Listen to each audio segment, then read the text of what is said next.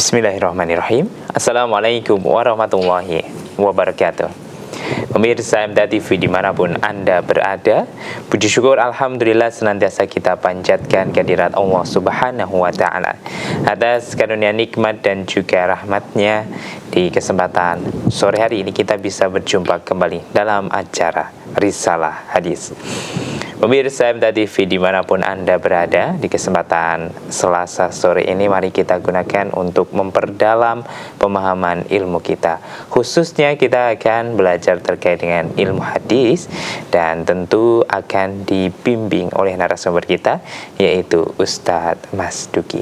Beliau saat ini sudah ada di studio MTA TV ya. Kita sapa terlebih dahulu. Assalamualaikum warahmatullahi wabarakatuh. Waalaikumsalam warahmatullahi wabarakatuh. Kabar hari ini bagaimana Ustaz? Alhamdulillah baik, sehat walafiat. Alhamdulillah, semoga senantiasa diberikan kesehatan ya. Amin. Sehingga kita bisa bertemu dan selalu bisa diberikan bimbingannya oleh Ustaz Mas Duki.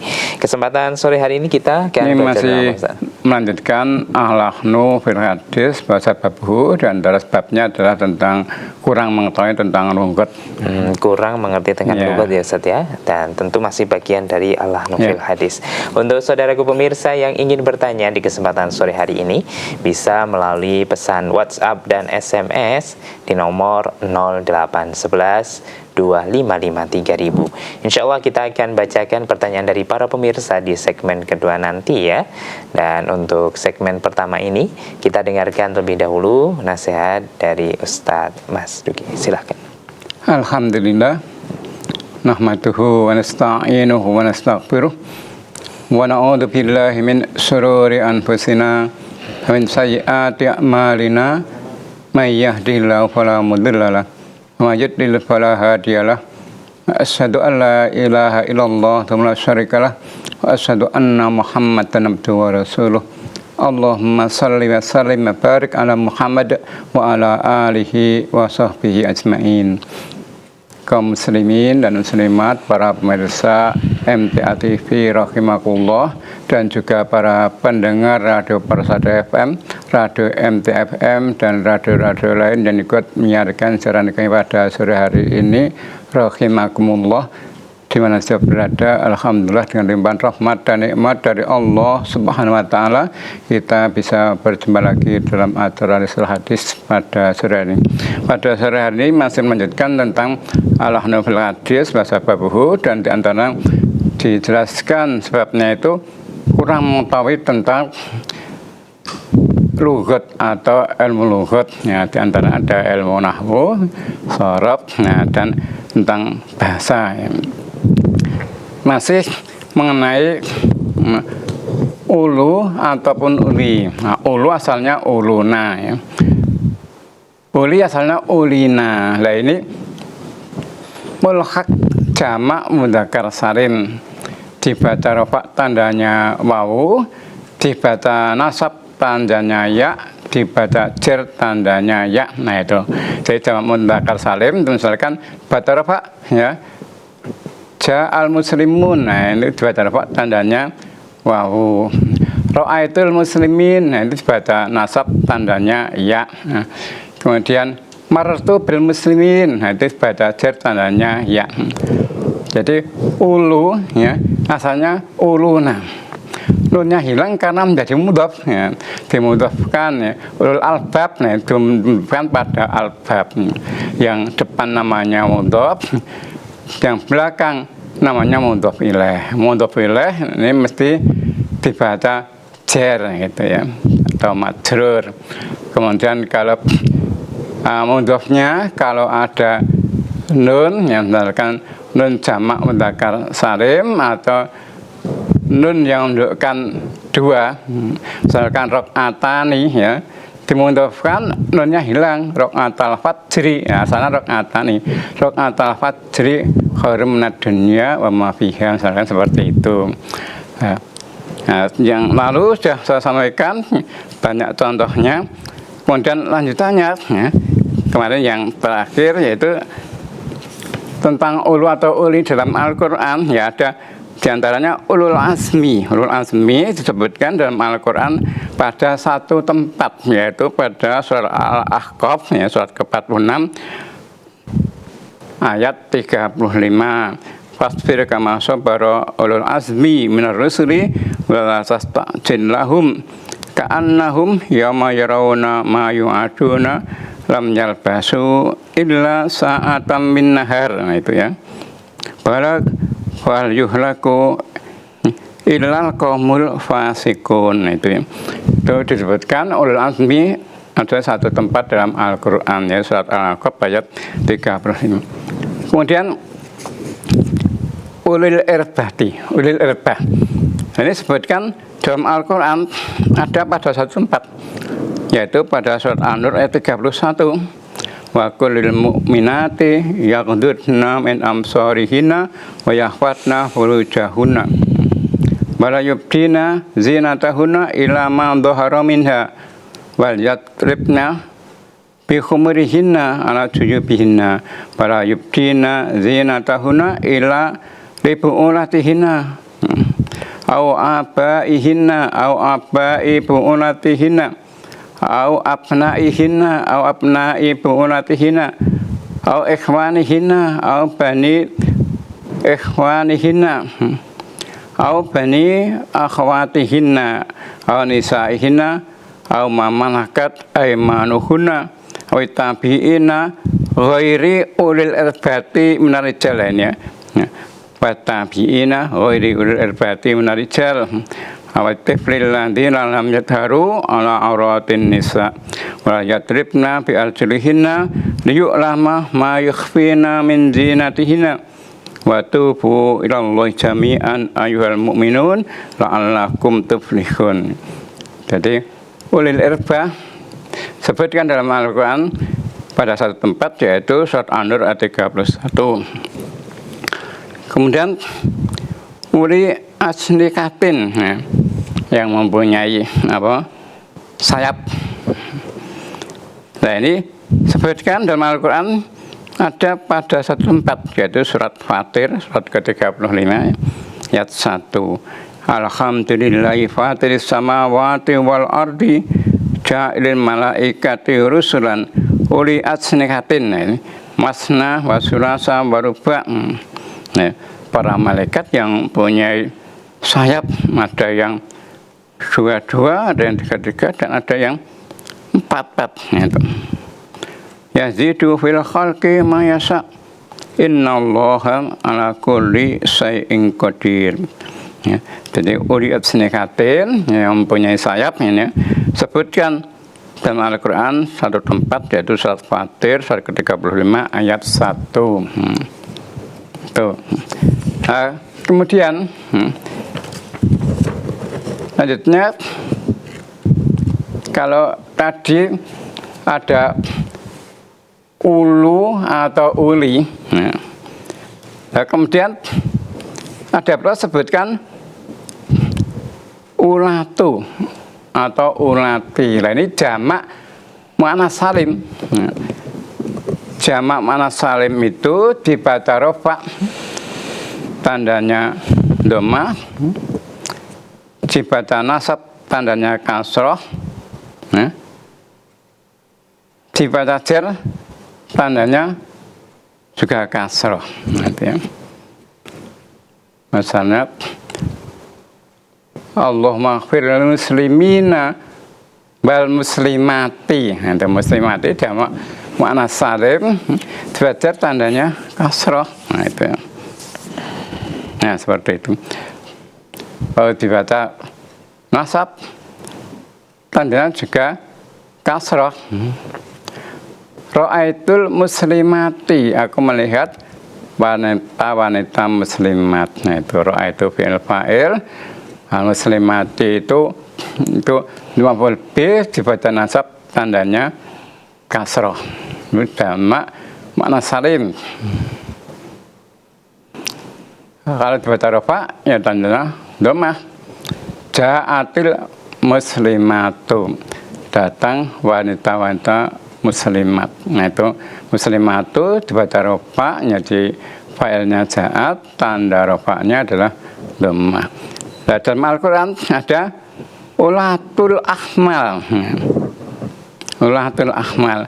sebutkan satu tempat yaitu pada surat At-Tolak surat ke-65 ayat 4 ya, ulatul ahmal walai ya'isna minal mahid min nisaikum andartabum fa'iddatuhunna salah satu asyurin walai lam yahidna wa ulatul ahmal dan wanita yang sedang mengandung itu ajaluhunna ayang dokna hamlahunna, wanita yang sedang mengandung kalau cerai oleh istrinya, oleh suaminya ya maaf, wanita yang sedang mengandung kalau dicerai oleh suaminya iddahnya sampai melahirkan, nah, itu ya, saya melahirkan.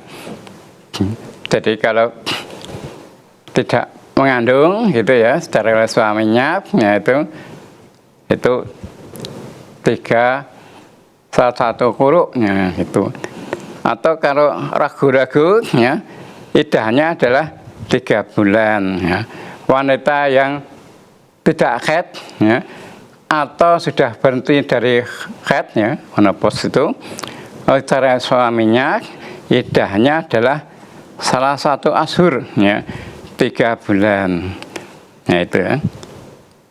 Walai ya'isna minal mahidnya wanita-wanita yang sudah berhenti dari haid minisaikum dari wanita-wanita dari tabum jika kalian ragu-ragu fa'iddatuhunna maka iddah mereka itu salah satu asyur 3 bulan.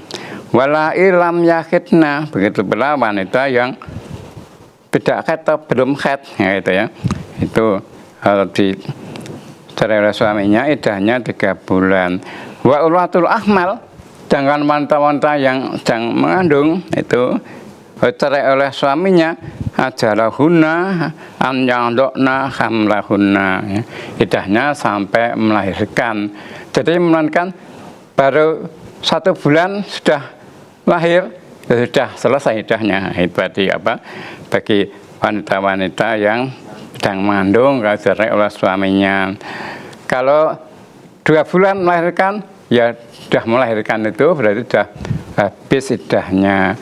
Atau misalkan belum sampai 1 bulan tapi baru 2 minggu misalkan ya, kemudian sudah melahirkan sudah berarti sudah selesai iddahnya itu ya. Wa may yattaqillaha yaj'allahu min amrihi yusra, dan berasa bertakwa pada Allah ya, melaksanakan ya tuntunan-tuntunan Allah ini, perintah-perintah Allah dan dilarangannya. Mayatakillah yas'allahu min amri yusra, maka Allah akan menjadikan untuknya kemudahan dalam urusannya. Nah itu ya, itu ulatul ahmal itu disebutkan dalam Al-Quran satu tempat yaitu surat At-Tolak surat ke-65 ayat 4. Kemudian ulati hamlin ya, itu disebutkan dalam Al-Quran satu tempat yaitu surat At-Tolak surat ke-65 ayat 6. Askunuhunna min khaisu sakantum miyumujdikum baratudurruhunna litudayyiku alaihinna wa in kunna ulatil ahmal, itu wa in kunna, dan jika keadaan istri yang cerai itu ulatil ahmal, ulati hamlin ya, ulati hamlin sedang mengandung, fanfiku alaihinna hatta yandokna hamlahunna, fanfiku ya, berilah nafkah pada mereka itu walaupun sudah dicerai hatta yandokna hamlahunna, sampai para istri itu melahirkan ya. Fain ardokna lakum fa'atuhunna ujurahunna wa tamiru bainakum bima'ruf.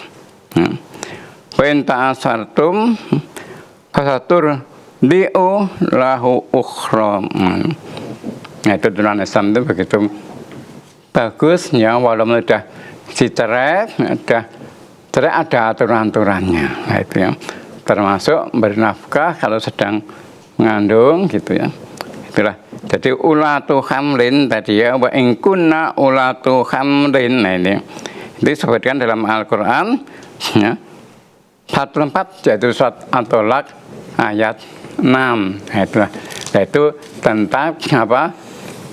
Ulu atau uli. Nah, itu ulu atau uli ya, itu mesti banyak karena itu jamak ya, mulhaq jamak untuk kata salim gitu. Kalau ulatu yaitu ya, atau ulati itu juga menunjukkan banyak karena itu jamak muannas salim. Nah itu nah, itulah. Jadi di antara tentang lugha yang saya sebutkan ini, sebutkan dalam Al-Qur'an ada ulu ataupun ili. Jadi namanya ulu itu yang mesti banyak, bukan satu. Nah gitu ya. Nah, jadi dalam Al-Qur'an itu disebutkan ulul albab, yaitu ulul albab ini ada pada 7 tempat ya, ini mulai yang lalu ini, jadi ada kesimpulan dari yang lalu. Kalimat ulul albab sebutkan dalam Al-Qur'an pada 7 tempat, surat Al-Baqarah 169, surat Al-Imran ayat 7, surat Ar-Ra'd ayat 19, surat Ibrahim ayat 52, surat Shad ayat 29, kemudian surat Az-Zumar ayat 9, surat Az-Zumar ayat 18. Ada 7 tempat yaitu kalimat atau lafaz ulul albab. Kemudian lafaz ulul albab disebutkan dalam Al-Qur'an pada 9 tempat. Surat Al-Baqarah 179, Al-Baqarah 197, surat Al-Baqarah 190, ya, surat Yusuf 111, surat Shad ayat 48, surat Az-Zumar ayat 21, surat Al-Mu'min ya, surat ke-40 itu ayat 54, surat At-Tolak ayat 10, dan surat Al-Maidah ayat 100. Nah, ulul albab itu pada 9 tempat. Kemudian ulul nuha itu sebutkan pada 2 tempat, ya, surat Toha ayat 54 dan surat Toha ayat 128. Kemudian ulil absor sebutkan dalam Al-Qur'an 3 tempat, surat Ali Imran ayat 13, surat An-Nur 44, ya. Kemudian surat ke-59, surat Al-Hasr ya, ayat 2. Kemudian ulil aidi sebutkan pada 1 tempat, yaitu surat Shad ayat 45, ya. Kemudian ulil amri disebutkan dalam Al-Qur'an surat An-Nisa ayat 59 dan surat An-Nisa ayat 83 disebutkan 2 tempat ya, ulil amri ada 2 tempat dalam Al-Qur'an. Kemudian ulil dorori disebutkan pada 1 tempat ya, surat An-Nisa ayat 95, surat An-Nisa ayat 95. Ulil dorori sebutkan pada 1 tempat yaitu surat An-Nisa ayat 95. Kemudian ulul kurba sebutkan dalam Al-Qur'an pada 1 tempat yaitu surat An-Nisa ayat 8. Kemudian ulil kurba, kalau tadi ulul kurba, sekarang ulil kurba sebutkan dalam Al-Qur'an pada 2 tempat yaitu surat At-Taubah 113 dan surat An-Nur ayat 22. Kemudian ulul arham ya. Ulul arham sebutkan dalam Al-Qur'an pada 2 tempat ya. Surat Al-Anfal 75 dan surat Al-Ahzab ayat 6. Nah, itulah. Kemudian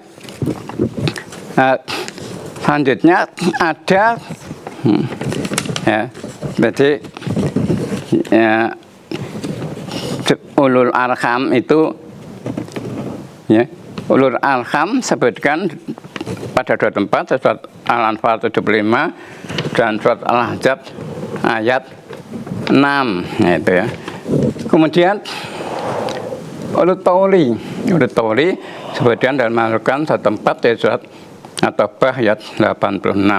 Kemudian ulul fadli sebutkan dalam Al-Qur'an 1 tempat yaitu surat An-Nur ayat 22.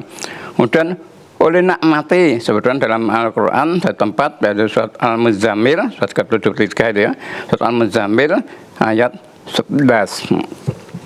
Kemudian ulu baksin ya, ulu baksin sebetulnya dalam Al-Quran satu tempat yaitu surat An-Naml ayat 33. Kemudian uli baksin sebetulnya dalam Al-Quran pada dua tempat, surat Al-Isra ayat 5 dan surat ke-48 itu surat Al-Fatih ya, ayat 16. Kemudian ulu kuwatin ulu kuwatin sebetulnya dalam Al-Quran itu satu tempat ya, itu surat An-Naml ayat 33. Kemudian ulil kuwati ulil kuwati sebetulnya dalam Al-Quran satu tempat yaitu surat Al-Qasas ayat 76 ya, tentang kisahnya Qarun itu. Kemudian ulul ilmi sebetulnya dalam Al-Quran satu tempat surat Al-Imran ayat 18. Kemudian ulu baqiyatin sebetulnya dalam Al-Quran satu tempat yaitu surat Hud ya, ayat 116. Kemudian ulul azmi sebutkan dalam Al-Quran ada satu tempat yaitu surat ke-46 ayat 35. Surat ke-46 itu surat Al-Ahqaf ya, ayat 35. Kemudian ulil irbah sebutkan satu tempat yaitu surat An-Nur ayat 31. Kemudian uli atsnikatin sebutkan dalam Al-Quran pada satu tempat yaitu surat Fatir ayat 1. Nah, kemudian ulatul ahmal sebutkan satu tempat yaitu surat At-Tolaq ayat 4.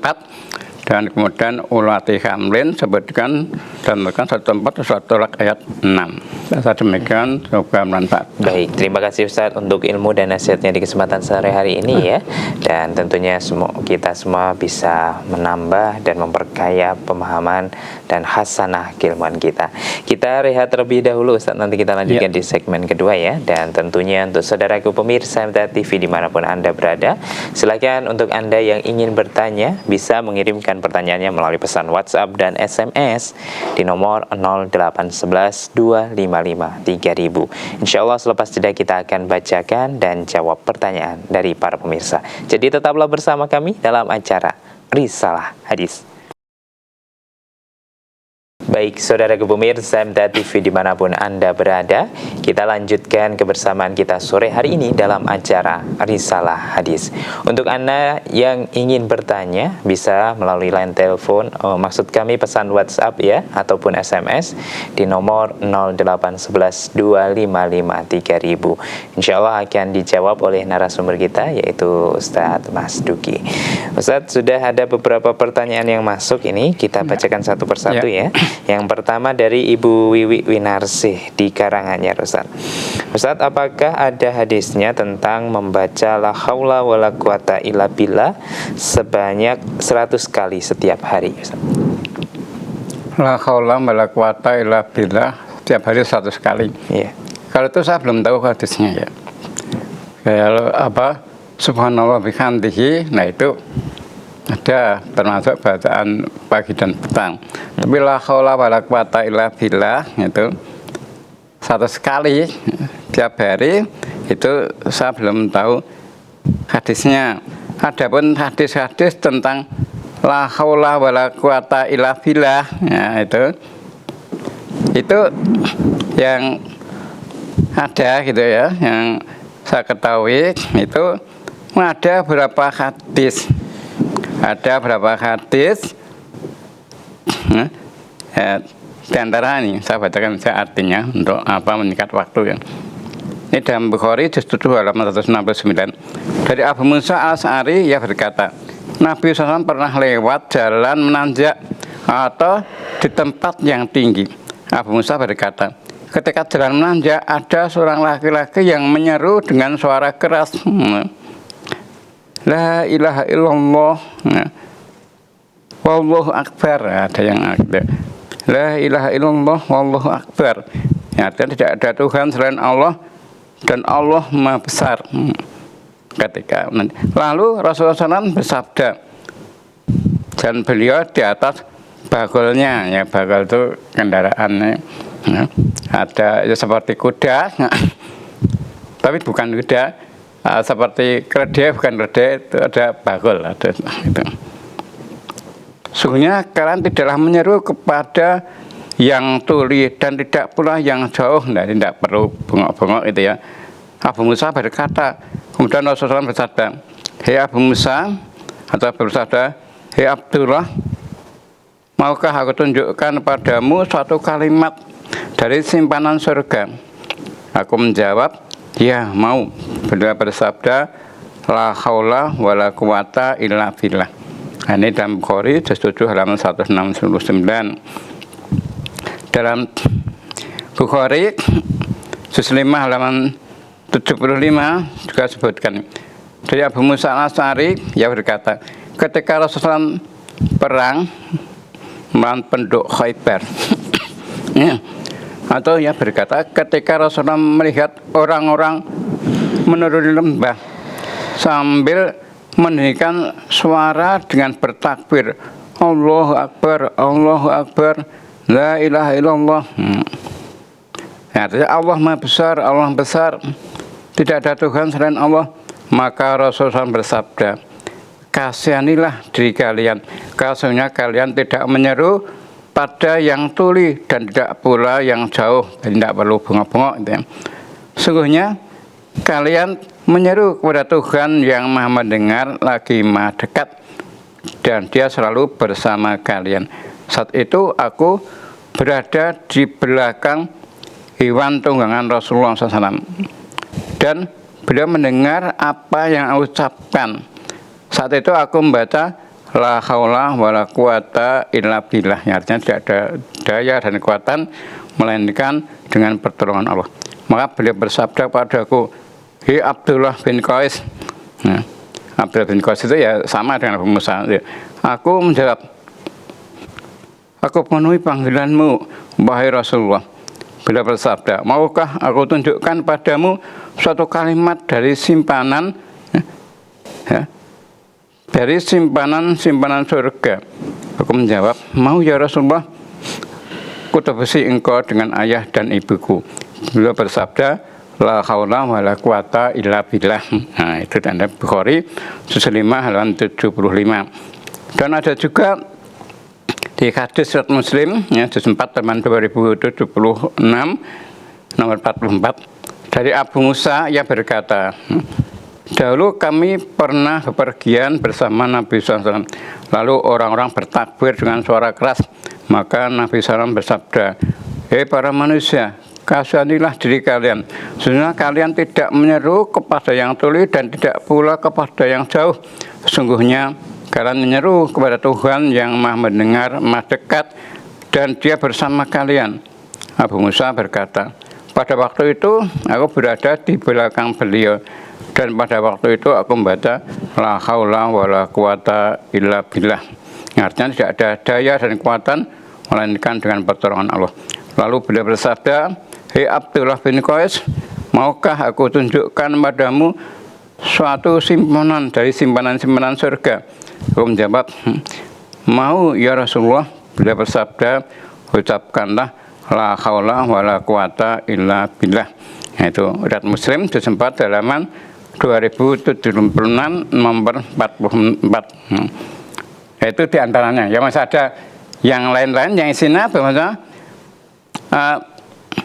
la haula wala quwata illa billah, yaitu merupakan satu simpanan dari simpanan-simpanan surga. Nah itu yang intinya itu. Nah, misalkan dalam Surat Ibnu Majah juz 2 halaman 1256 nomor 3825 dari Abu Dzar yang berkata, Rasulullah SAW bersabda kepadaku, maukah aku tunjukkan padamu suatu simpanan dari simpanan-simpanan surga? Aku menjawab, mau ya Rasulullah. Beliau bersabda, la haula wala quwata illa billah. Hadis riwayat Ibnu Majah juz 2 halaman 1256 nomor 3825. Itulah yang lain-lain ya ada, yang intinya itulah kalimat la haula wala quwata illa billah merupakan satu simpanan dari simpanan surga. Dan ini harus kita resapi bahwasanya La haula wala quwata illa billah. Tidak ada daya dan kekuatan melainkan dengan pertolongan Allah. Dari apa yang kita lakukan, ya, kita tidak bisa melakukan apa-apa tanpa pertolongan dari Allah.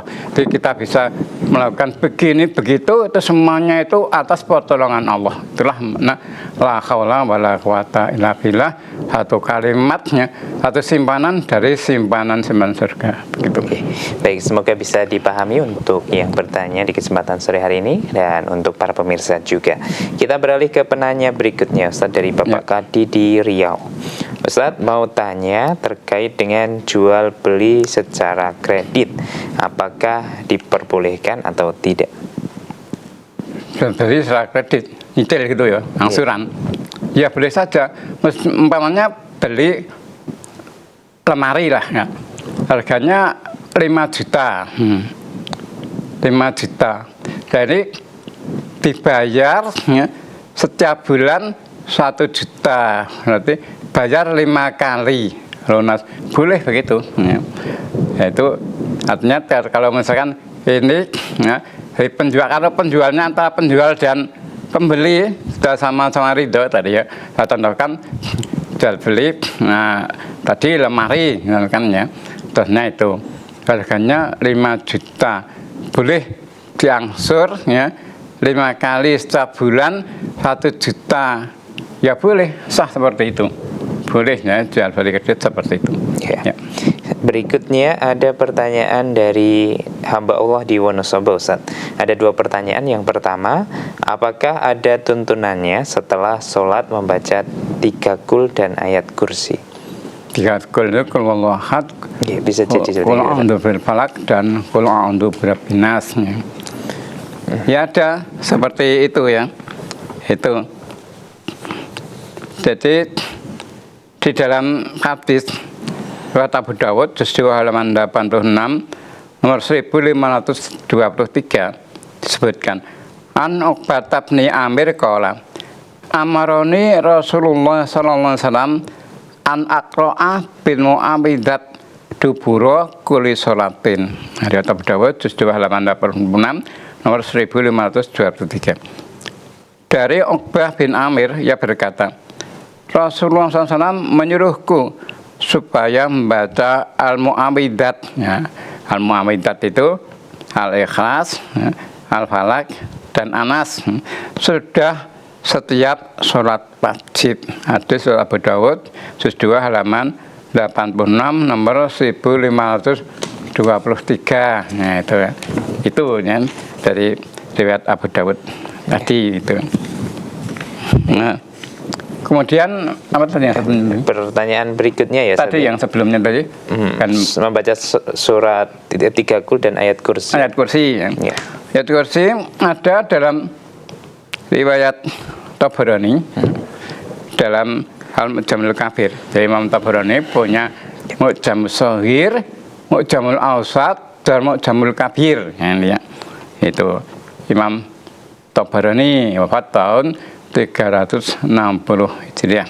Nah, itu dalam kitab Al-Mu'jamul Kabir juz 8 halaman 114 nomor hadis 7532 disebutkan.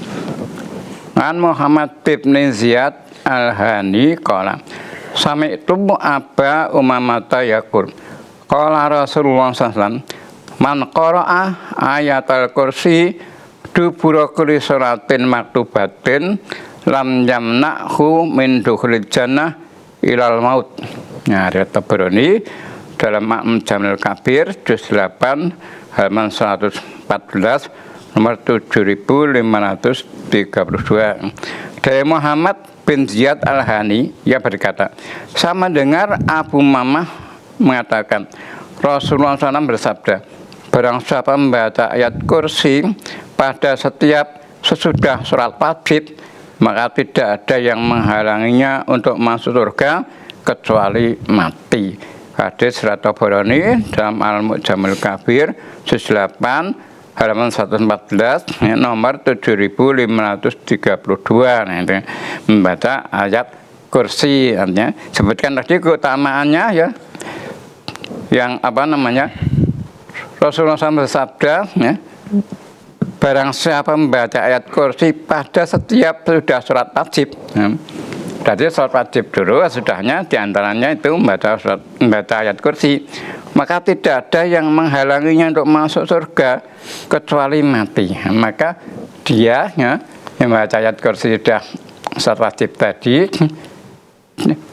dikatakan Rasulullah, dia akan masuk surga.